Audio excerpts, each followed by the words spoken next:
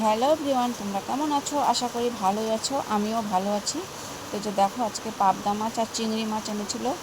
তো চিংড়ি মাছগুলোকে ভালো করে ধুয়ে নিল। এদিকে ভাজা হয়ে গেছে। তো চিংড়ি মাছগুলোকে পরে দেবো। দেখো, পটল দিয়ে আজকে চিংড়ি রান্না হবে। তো পটলগুলো ভাজা হয়ে গেছে, আলু আমার ভাজা হয়ে গেছে। এবার ওই তেলে পেঁয়াজ আর তেজপাতা ফোড়ন দিয়ে সবজি মশলা দিয়ে তারপর আলুগুলোকে দিয়ে দেবো, ভেজে রাখা আলুগুলোকে। তো দিয়ে দিলাম আলু। এবার মশলাটাকে ভালো করে কষিয়ে নেব। তারপর দিয়ে দেবো পটল।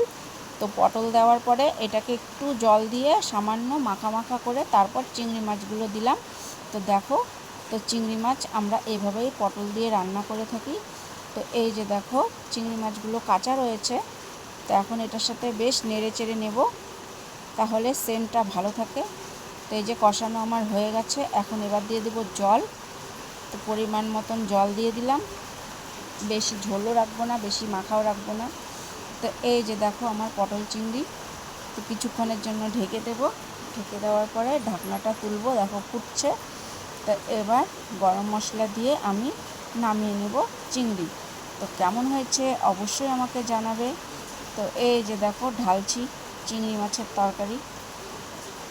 তো ভালো লাগলে আমার পাশে থাকবে। নেক্সটে আবার দেখা হবে। ততক্ষণের জন্য সবাই ভালো থাকবে, সুস্থ থাকবে।